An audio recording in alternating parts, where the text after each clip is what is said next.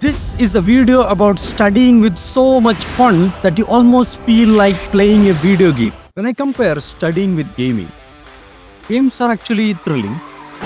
Same time, studying is boring. Games are energizing. Same time, studying is sleepy. Games are rewarding, but studying is punishing and stressful. So, how can we make studying as addictive as gaming?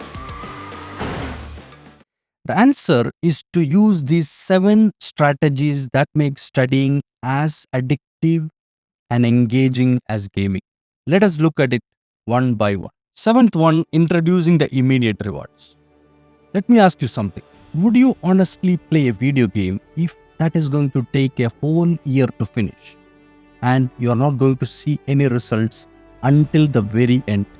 I know I wouldn't do that. So I'm sure you wouldn't do it also. But this is how we treat our studying now. We put all the work every day and there is no quick rewards to keep us going. So what makes games so much fun is that they give us instant reward. You always know when you finish a level. You get something from it every single time. So that may be like adrenaline rush, dopamine boost. Maybe it's a point or just that satisfying the level you completion or level of completion you see in the monitor. So, how can you bring that same excitement into your study routine? Here is what I do. I'll break my study goals into tiny bite-sized chunks and I will set a goal like I'm going to read say 1 chapter or I'll finish say 5 practice questions problem, finishing it like a game. And here is a fun part. I will then reward myself every time I finish that task. Something just as simple as watching an episode of my favorite TV show, or maybe grabbing a coffee, or taking a walk outside. It might sound silly, but these little rewards will give me acute dopamine hits that makes me feel a lot more enjoyable. Actually, I'm going to trigger an addiction here. It's like I'm training my brain to crave studying, just like you crave to play your favorite game. So, sixth one, adding unpredictability.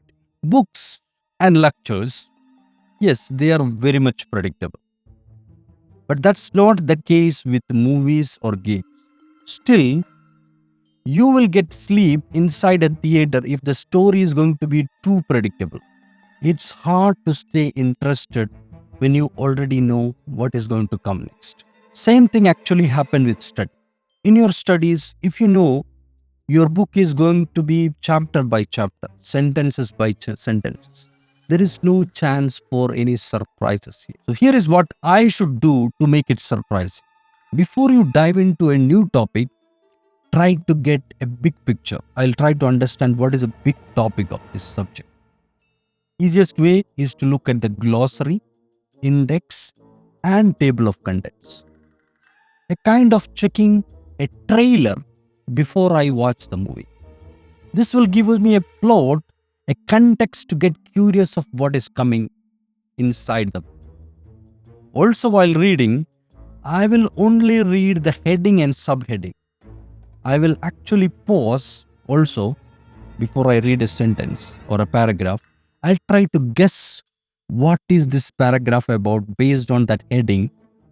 And when I come across something new, I will be surprised to know that I was wrong.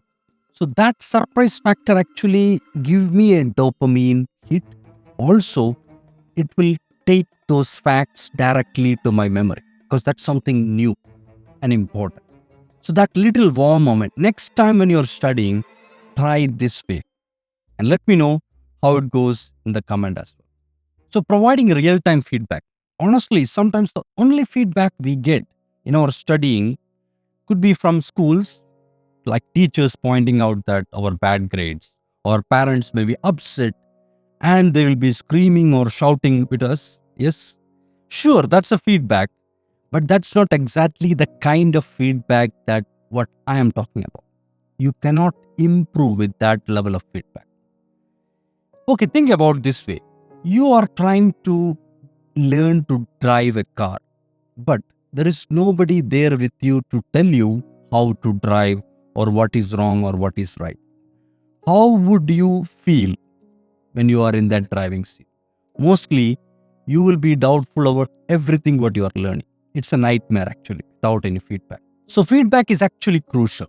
Whether you are playing a game or behind the wheels or hitting a books to crack the exam, feedback is important. But games actually totally nail this. The moment you finish a level, you can see a score, your progress. And some games, the one I played in the beginning, Asphalt, you can even see how I played, like a movie, like a cinematic way and all.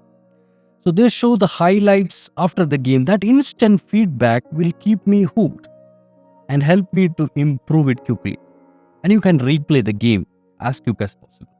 So how can we take the same kind of feedback and use that into study? Exams, of course, that is the best tool we have. So you can use tools like Quizlets and quiz practices. Almost all kind of things nowadays have option to practice online test. So using such online test and using apps and all, try to see whether you are really studying. Test yourself as much as you can. If you are someone who love to see progress visually, try to buy online mock exam, try out apps, or seeing those numbers of how you are going up and down actually makes you pretty motivated. Fourth one, create goals and levels of progress. Imagine you are climbing a staircase, but you have no idea how many steps are left to climb. You would probably be feeling exhausted, maybe feeling frustrated. Now, that's not only about staircase. Even your favorite game, if you have no idea what levels are there for the game you have to achieve, it cannot motivate you and it cannot make you keep playing again and again. So, why not we use the same strategy into study? Here is what I suggest. Try to give a clarity for yourself the level you want to learn and the level what you are having now. What is your current level and where you want to achieve? Of course, you have to first learn the fundamentals, the level 1 or something. Then you go to level 2. You try to learn the advanced concepts. And level 3, you will try to test your understanding and comprehension, and you will review it and you will refine the knowledge. This way, you will be feeling more motivated through the whole process. Check and test it yourself. Now, third one, adding time constraint. Almost everything what you study in school or college, everything comes with a built-in time limit. Your classes have a fixed time, your school day, even your semester and semester breaks all have schedules. But here is a catch. Those deadlines don't always feel personal. It's not set by you. Now think about playing a video game. The game is actually, when it started, it will not wait for you, even though you started the game. So once you start clicking, actions will keep moving and you have to keep it up. That sense of urgency is big part of what makes games so exciting and engaging. Same trick actually, you can use it to make your study more interesting. For example, I'll challenge myself to finish a chapter in 30 minutes, or I'll set a weekly or monthly target. At the same time, I'll try to keep track of myself. It's like you are adding a countdown clock to your study session. Every time you hit one of those deadlines, you will get an awesome sense of accomplishment. Also, if you procrastinate, that will haunt you as well. So, and you will be amazed at how much more focused and motivated you will feel when you are racing against that clock. Just like your favorite game, it will be very nice. Now, second one, combating monotony with dynamic challenges. Schools can feel like you are stuck in a loop. Same uniform, same books, same teachers, year after year. No wonder it's like a recipe prepared for boredom. Think about your favorite video game.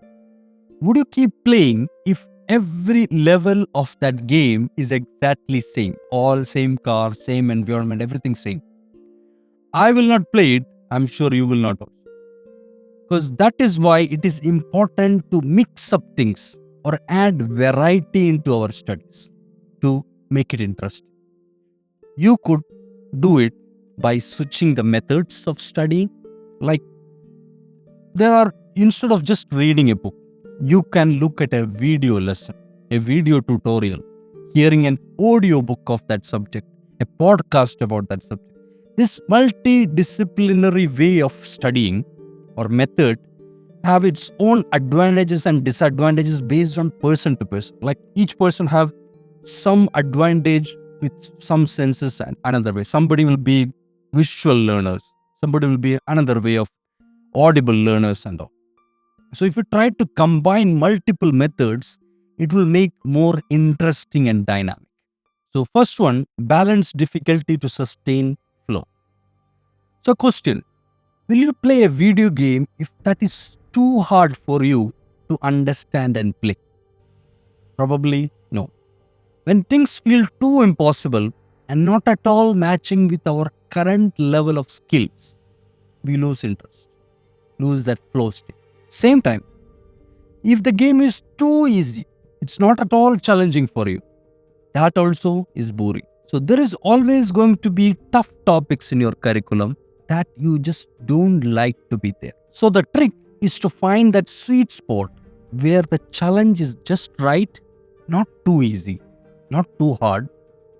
Something like what Mihai Csikszentmihalyi called it, a desirable difficulty, which many people told that will take you to a flow state, where you're totally focused and time just flies.